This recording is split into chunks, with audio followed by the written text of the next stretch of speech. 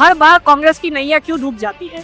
क्या मिस्टेक की प्रियंका गांधी जी, राहुल गांधी जी, खड़गे जी ने दिल्ली में, जिसकी वजह से दिल्ली असेंबली इलेक्शन में ऐसा लग रहा है कि कांग्रेस का फिर से खाता नहीं खुलने वाला।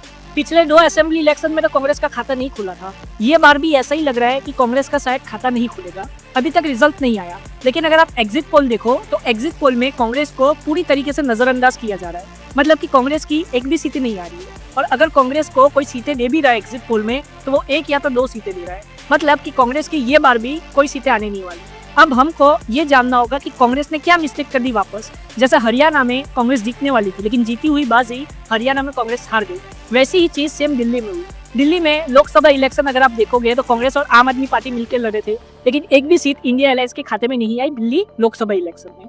लेकिन वही सेम चीज अगर आप देखोगे तो असेंबली इलेक्शन में होती नजर आ रही है। बीजेपी को जो मैक्सिमम एग्जिट पोल है वो जिता रहे, वो ये बता रहे कि बीजेपी जीतने वाली है। वहीं पे अगर आप देखोगे तो आम आदमी पार्टी को दूसरी सबसे बड़ी पार्टी दिल्ली असेंबली इलेक्शन में बता रहे, मतलब कि आम आदमी पार्टी शायद अपोजिशन में बैठ सकती है। और कुछ एग्जिट पोल ये भी कह रहे हैं कि आम आदमी पार्टी चुनाव जीतेगी और बीजेपी जो है वो अपोजिशन में बैठेगी। लेकिन कोई भी कांग्रेस की बात कर ही नहीं रहा।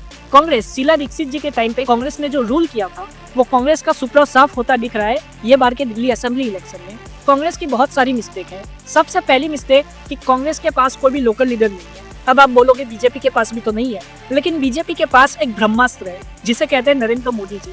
यही वजह है कि बीजेपी जहां पे भी उनके पास स्टेट इलेक्शन में अगर आप देखोगे कोई चेहरा नहीं होता, वहां पे नरेंद्र मोदी जी को उतार देते हैं। वहां पे नरेंद्र मोदी जी के फेस पे चुनाव लड़ते हैं। जैसे कि ओडिशा का एग्जाम्पल ले लो, छत्तीसगढ़ का एग्जाम्पल ले लो, वहां पे बीजेपी के पास कोई सीएम फेस नहीं था, लेकिन फिर भी स्टेट असेंबली इलेक्शन में बीजेपी की सरकार बनी। क्यों बनी? क्योंकि उन्होंने मोदी जी के फेस पे चुनाव लड़ा। वहीं पे अमित शाह जी ने भी उनका साथ दिया, योगी जी ने भी उनका साथ दिया। लेकिन अगर आप देखोगे कांग्रेस में तो अभी भी राहुल गांधी जी की लीडरशिप को लोग एक्सेप्ट नहीं कर रहे। प्रियंका गांधी जी ने कैंपेनिंग चालू तो की दिल्ली में, लेकिन बहुत ही लेट चालू की। मल्लिकार्जुन खड़गे जी ने भी बहुत सारी रैलियां की दिल्ली में, लेकिन यहाँ पे मल्लिकार्जुन खड़गे जी के फेस पे चुनाव नहीं लड़ा गया दिल्ली का। कर्नाटका का चुनाव अगर आप देखोगे तो मल्लिकार्जुन खड़गे जी के फेस पे लड़ा गया था। लेकिन ये बार का जो दिल्ली इलेक्शन है उसमें कांग्रेस के पास कोई भी फेस नहीं था। यही वजह है कि जो डायरेक्ट फाइट है वो बीजेपी और केजरीवाल जी के बीच में हो गई। मतलब अरविंद केजरीवाल जी की पार्टी आम आदमी पार्टी और बीजेपी के बीच फाइट हो गई। अब ये बार भी ऐसा ही लग रहा है कि कांग्रेस की एक भी सीटें नहीं आएगी और कांग्रेस जो है ये बार भी दिल्ली असेंबली इलेक्शन में कुछ खास करने वाली नहीं है। अब आगे हमको ये देखना है कि क्या कांग्रेस किंग मेकर बन सकती है। अगर आप एग्जिट पोल्स को देखोगे और वोटर सेंटीमेंट्स को देखोगे उससे तो यही लग रहा है कि दिल्ली के जो वोटर है उन्होंने ठान लिया है आम आदमी पार्टी या तो बीजेपी, ये 2 पार्टी में से ही किसी एक को चुनना है। वैसे कांग्रेस ये बता रही थी कि वो मैदान में है, लेकिन कांग्रेस ऐसा अब लग नहीं रहा कि मैदान में है और लोगों ने कांग्रेस को वोट नहीं किया। कांग्रेस की रैली में तो बहुत सारी भीड़ आई, लेकिन वो भीड़ वोटर्स में कन्वर्ट नहीं हुई। यही वजह है कि कांग्रेस को बहुत नुकसान होता हुआ दिख रहा है। वैसे कांग्रेस के पास खोने के लिए कुछ था ही नहीं।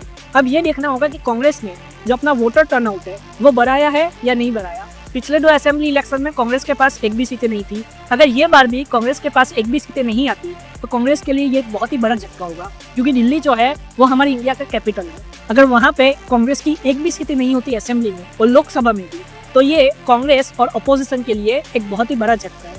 वहीं पे अगर आप देखोगे तो बीजेपी यहाँ पे दिख रहा है कि वो डोमिनेट कर रही है। ज्यादातर जो एग्जिट पोल है वो ये दिखा रहे हैं कि बीजेपी चुनाव जीतने वाली है, लेकिन हमको आम आदमी पार्टी को भी अभी भी हल्के में नहीं लेना चाहिए, क्योंकि हो सकता है कि अरविंद केजरीवाल जी को ज्यादा वोट मिले हो। क्योंकि एग्जिट पोल में सभी लोग का ओपिनियन नहीं लिया जाता। एग्जिट पोल में कुछ चुनिंदा लोगों का जो ओपिनियन है वो लिया जाता है और उसके हिसाब से एग्जिट पोल जो है वो दिया जाता है। अभी भी जो चुनाव का नतीजा है वो नहीं आया। जब तक चुनाव का नतीजा नहीं आता तब तक हम ये नहीं बता सकते कि कौन जीतने वाला है। लेकिन एक बात तो पक्की है कि कांग्रेस ये बार भी कुछ खास नहीं करने वाली दिल्ली असेंबली इलेक्शन में। और जो मेन फाइट है वो 2 पार्टियों के बीच में है, एक है आम आदमी पार्टी और बीजेपी के बीच। अगर आप कांग्रेस के समर्थक भी हो तो यही सच्चाई है। क्यों? क्योंकि कांग्रेस को जो जोर लगाना चाहिए था वो जोर दिखा नहीं कांग्रेस ने लगाया। प्रियंका गांधी जी पूरी तरीके से अगर आप देखोगे दिल्ली असेंबली इलेक्शन में तो उन्होंने इतनी ज्यादा रैलियां नहीं की। राहुल गांधी जी ने भी इतना ज्यादा ध्यान नहीं दिया और दिल्ली के जो कांग्रेस लीडर है वो भी ज्यादातर मीडिया में नहीं दिखाई। यही वजह है कि शायद कांग्रेस को जनता ने नकार दिया। आप अपनी राय कमेंट में जरूर बताएं। जय हिंद।